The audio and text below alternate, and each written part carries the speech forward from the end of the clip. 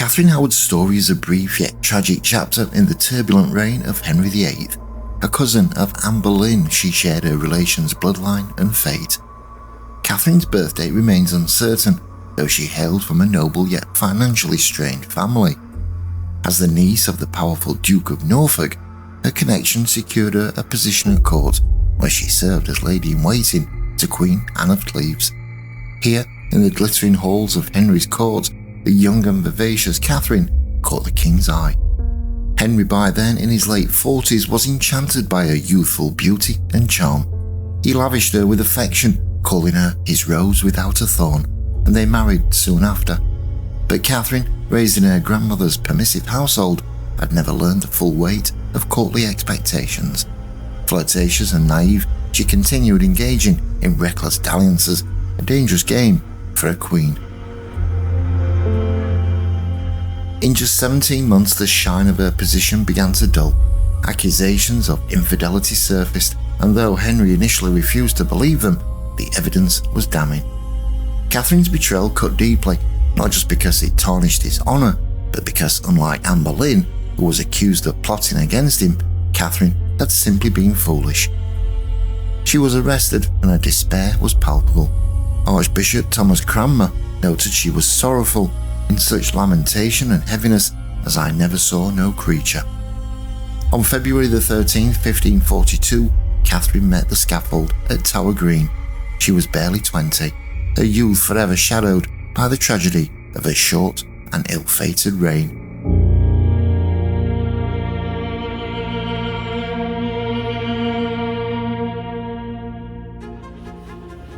Catherine Howard's life is one of Henry VIII's reign's more poignant cautionary tales. There is a strange mix of pathos and quiet tragedy in her story. She was neither exceptionally beautiful nor notably intelligent, but she was a flirtatious, charming girl who in the blink of an eye went from obscurity to the throne of England. Born to Edmund Howard, the youngest son of the 2nd Duke of Norfolk and Jocasta Culpeper, Catherine came from a noble but impoverished family. With too many children and insufficient money, Edmund often begged for aid from his wealthy relations. In the lament to Thomas Cromwell, he even wished to have been a poor man's son so he could work without shame. Edmund lacked fortune and prospects like younger sons, leaving Catherine to be raised by her grandmother, the Dowager Duchess of Norfolk. Though her grandmother provided Catherine with a comfortable home, it was one with little supervision. Catherine's carefree upbringing allowed her to indulge in youthful indiscretions, a lack of discipline that would come back to haunt her family when she became queen.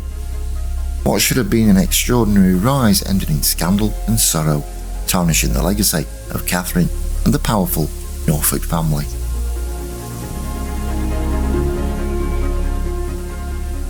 Catherine Howard grew up in a dormitory at Lambeth Palace, crowded alongside other young girls, some of them the servants of her grandmother, the Dowager Duchess of Norfolk. Her education was far from intellectual. Instead, her days were spent in light-hearted diversions, and she found joy in whatever pleasures she could. However, the Duchess's household was far from prosperous, and it wasn't long before Catherine became discontented with the constraints of her surroundings. She had a deep love of luxury and little ability to rein in her desires. A lack of self-control and inability to grasp that certain risks weren't worth taking didn't matter when she was just one of many daughters of an impoverished lord. But as queen, these tendencies, along with her past indiscretions, became her downfall. Catherine grew into a lively, charming girl. Though not conventionally beautiful, she had a grace and vivacity that drew attention, especially from her aging future husband, King Henry VIII. Of the little education she received, her favourite lessons were in music, and it was here in 1536, at just 15 years old, that she first caught the eye of Henry Mannix, her music teacher. He soon began a practiced seduction of the naive young girl, laying the foundation for the troubles to come.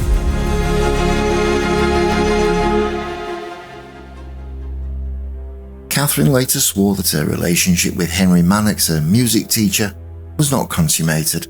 At the flattering and fair persuasions of Mannix, being but a young girl, I suffered him at sundry times to handle, and touched the secret parts of my body which neither became me with honesty to permit nor him to require," she later told interrogators.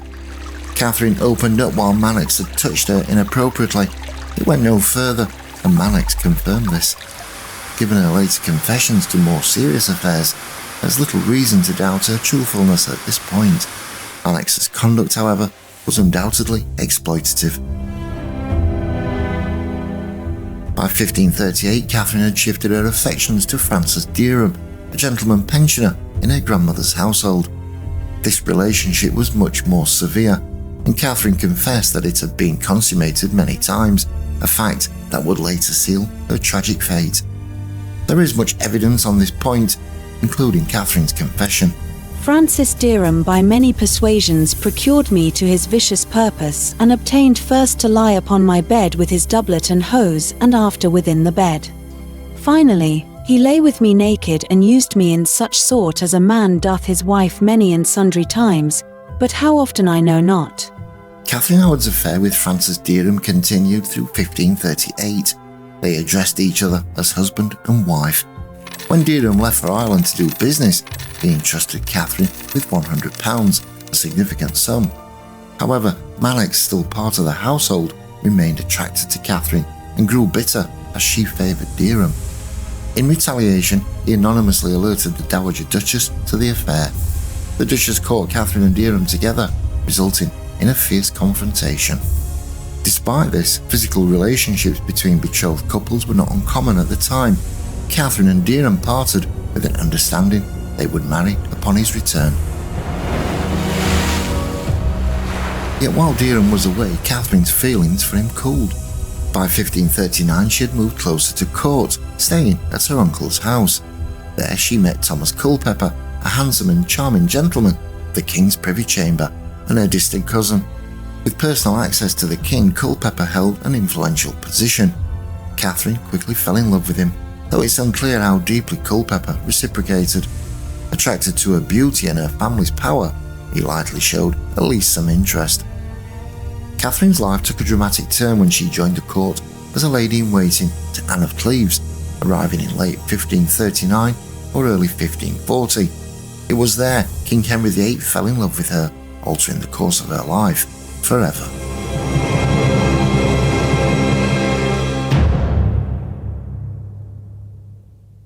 Before meeting King Henry VIII, Catherine's life reveals her as a flirtatious and emotional girl, gifted with charm and sexual allure. These traits became both her most significant assets and fatal flaws. While they captivated the aging king, they also led her into dangerously reckless behaviour.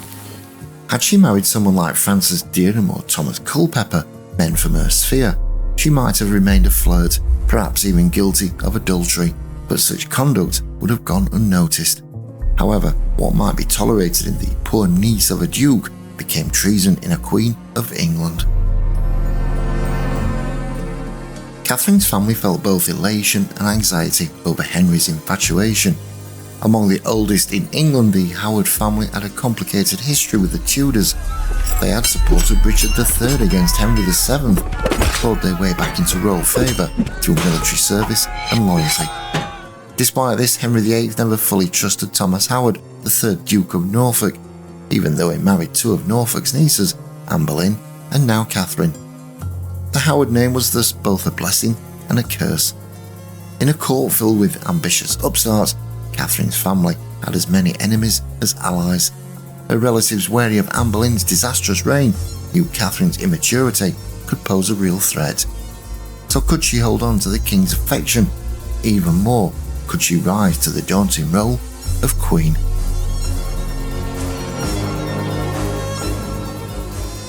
It's important to remember that before their marriage as Henry VIII's previous English queens, Anne Boleyn and Jane Seymour, had spent years navigating the treacherous waters of royal service. Both were seasoned veterans of the English court, fully aware of the dangers and intricacies of their position. Catherine Howard, by contrast, was a mere child, barely literate and part of a younger generation. But for the conservative faction at court, which longed for a return to the Catholic faith of pre-Reformation England, she was their last and best hope. Unlike Anne, Catherine's personal and political fortunes were tied to Protestantism. Raised Catholic under the eye of her grandmother, she represented the conservative faith to many, even if her behaviour was far from pious. Though Catherine's relatives doubted her maturity, none dared express these concerns aloud. Now volatile and dangerous, Henry had become disillusioned by his marriage to Anne of Cleves, and any courtier who questioned his latest infatuation would face ruin. Thus the Norfolk clan quietly coached Catherine, hoping to extend their family's influence. The king's affection for Mistress Howard soon became public. On April 24, 1540, Catherine was granted lands from a felon and received luxurious gifts shortly after. Their relationship was likely consummated during this period, as Henry's advisors hurriedly sought to annul his marriage to Anne of Cleves. On July 13, 1540, Parliament officially ended the union, and rumours quickly spread that Catherine was pregnant. Though Henry had a son and heir, Prince Edward's survival was far from guaranteed, and at 49 years old, Henry understood that the future of the Tudor dynasty rested on securing more legitimate heirs. As a second son, he knew his lineage's precariousness all too well.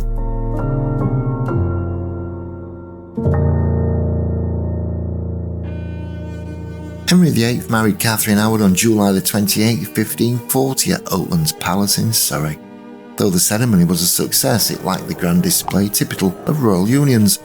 Catherine was never crowned queen, likely because Henry could not afford the expense, but was waiting for her to produce a male heir before such honours. He even consulted his council on altering the line of succession, hoping to secure the throne for any potential son. For the next year, Catherine brought an Indian summer to Henry's life. Her motto, "No other wish but his," reflected her efforts to please him. But Henry, drained by costly wars and physical ailments, found little relief. Suffering from headaches, chronic pain, and bouts of impotence, the king was in decline, both in health and spirits. English politics added another layer of stress to Henry VIII's life. His trusted advisor Thomas Cromwell, who had championed both the Protestant cause and the ill-fated marriage to Anne of Cleves, was arrested and executed on the very day Henry married Catherine Howard. Cromwell's downfall had been engineered by powerful enemies, including Catherine's uncle, the Duke of Norfolk, and his ally, Bishop Stephen Gardiner. Norfolk resented the power granted to Cromwell, a mere commoner, while Gardiner, a staunch Catholic, loathed Cromwell for dismantling the papacy's influence in England. Together, they exploited Henry's disappointment and impatience to destroy Cromwell, but their victory was short-lived. Despite hope, Catherine was not pregnant during the summer of 1540, nor did she conceive afterwards. Still, Henry's public displays of affection led many to believe an heir would soon follow. Yet troubling signs of the marriage's fragility had already surfaced. Catherine's past relationships with Francis Dereham had never been entirely secret, though Henry may have been ignorant of it. Gossip swirled at court. Joan Bulmer, a former housemate from Lambeth, subtly blackmailed Catherine by asking for a place at court to share in her great destiny. In August 1541, Catherine made Dereham her secretary, likely to silence him about their former affair. While Catherine basked in royal gifts, gowns, jewels and riches, her past loomed dangerously in the background. Was she concerned? Her later reckless behaviour suggested that she wasn't.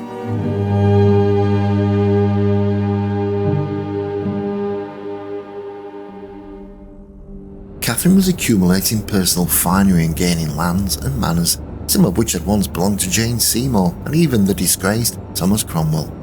She embraced the traditional role of queen as patroness and took great care to ensure Henry VIII's happiness. Biographers often debate her true feelings for the king. While she likely didn't love him romantically, she appreciated the affection and generosity he lavished upon her. In many ways, she viewed him with a sense of awe and reverence. After all, he was the king, a quasi-mystical figure who seemed all-knowing and all-powerful. Yet Henry was not immune to illness. In the spring of 1541, he suffered a severe fever. Catherine was sent away for her safety. During this time, she began her affair with Thomas Culpeper, the young courtier who had caught her eye 2 years earlier. Her only surviving letter, written to him in April 1541, provides clear evidence of the relationship. When Henry recovered, he took Catherine on a royal progress to the north of England, where rumours of her pregnancy swirled once more. Some even speculated that, if confirmed, she might be crowned at York Minster. These rumours suggest that Henry still had intimate relations with his young wife. At the same time, Catherine believed she could meddle with a man without becoming pregnant, making her affair with Culpeper seem, in her eyes, safe. Culpeper and Frances Dereham travelled with the royal household, adding further intrigue to this dangerous situation.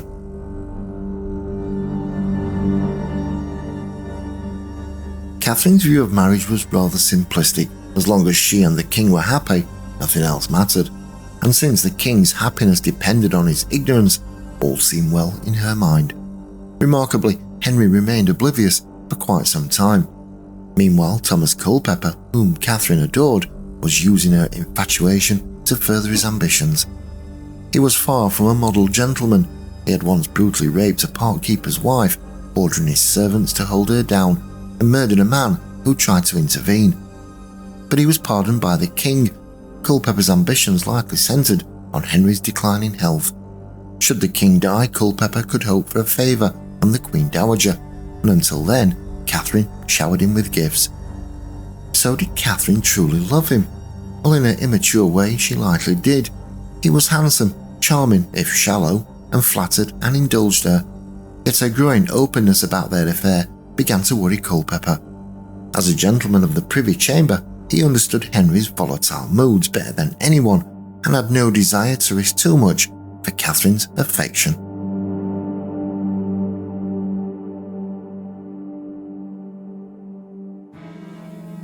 Catherine Howard's fall from grace was swift and shocking, even to foreign ambassadors.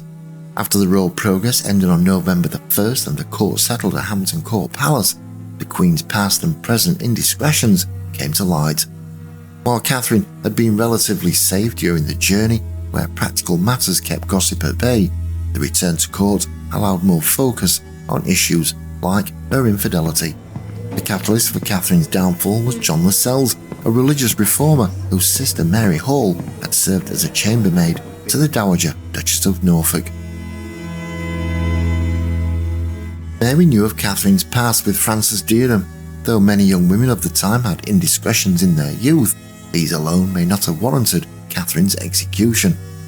But Lascelles, motivated by religious conviction rather than personal spite, saw Catherine as a threat. Her influence bolstered the conservative Catholic faction at court, which alarmed reformers like him. Lascelles took his concerns to Thomas Cranmer, the Archbishop of Canterbury and one of Henry's closest advisors. Cranmer quickly realised the danger for Catherine. Her pre-contract with Dereham, a binding agreement to marry, could invalidate her marriage to Henry. While the pre-contract might explain her relationship with Dereham, it also spelled the end of her time as Queen and ultimately her life.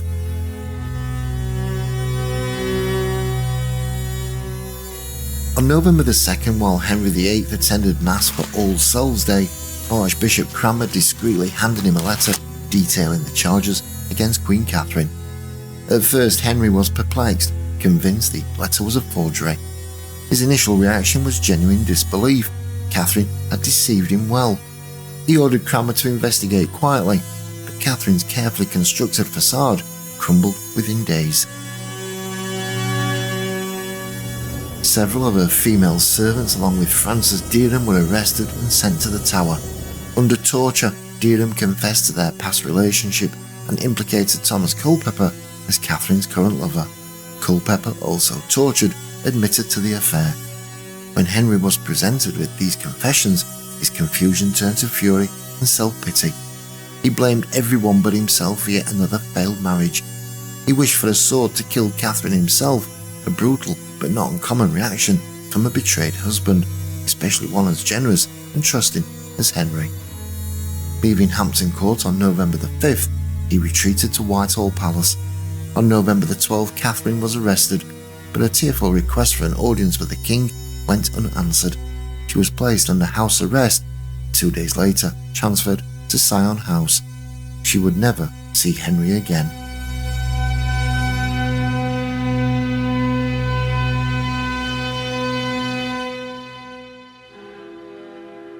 Cranmer was tasked with the unenviable job of interrogating the hysterical Catherine, who was overwhelmed with fear, sure she would share her cousin Anne Boleyn's fate.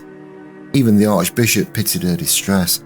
He may have suggested a strategy to Henry VIII, similar to the one he offered Anne. If Catherine confessed, the marriage could be annulled, using the pre-contract with Derham as grounds, sparing her life. This was the king's most gracious mercy, her only real chance for survival. But Catherine, terrified and without legal counsel, misunderstood. She believed the pre-contract would condemn her, not save her. Though she admitted to carnal copulation with Derham, she insisted it was through his importune forcement and violence. She and Cranmer sought the same end, but her confusion sealed her fate. It's also possible Henry had no intention of sparing her from the start. With each passing day, Henry grew less inclined to show mercy, as more damning rumours emerged about his once beloved Rose without a thorn.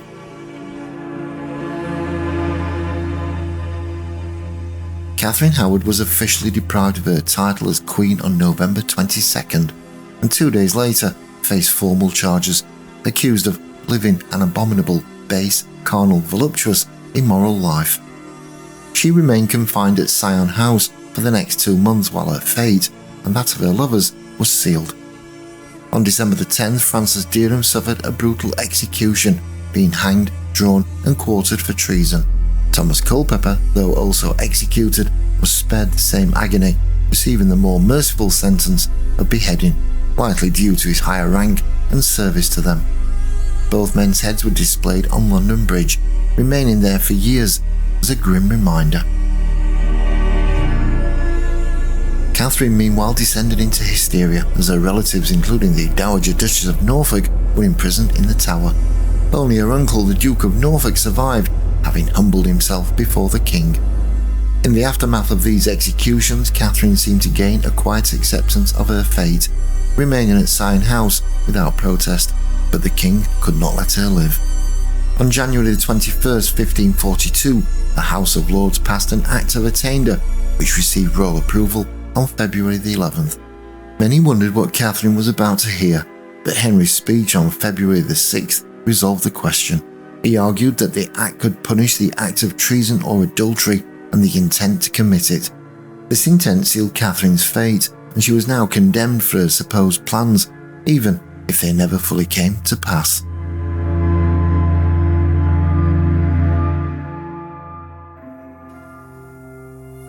On Friday, February the 10th, 1542, the Duke of Suffolk arrived to escort Catherine Howard to the Tower of London. In a fit of hysteria, she struggled and had to be forced aboard the barge. Dressed in black velvet, she was led to the Queen's apartments, though she was no longer Queen. On Sunday night, she was informed that her execution would take place the following morning. Her only request was for the block to be brought to her so she could practice placing herself, determined to meet her fate with dignity. At 7 o'clock on Monday, February the 13th, Catherine was escorted by several privy councillors, though her uncle, the Duke of Norfolk, had wisely retreated to his estates.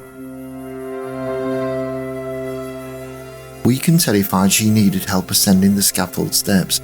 Once there, however, she composed herself and gave a brief, quiet speech, acknowledging her worthy and just punishment and praying for God's king and God's forgiveness. The execution was quick, and her remains were laid to rest in the nearby chapel of St. Peter ad Vincula. Catherine Howard's reign as queen lasted just 18 months and left little lasting mark on English history. She bore no children and made no significant impact. 30 years younger than Henry VIII, she was a naive and foolish girl who never fully grasped the dangers of royal favour. Her life ended before it truly began, leaving us only to wonder how it might have unfolded under different circumstances.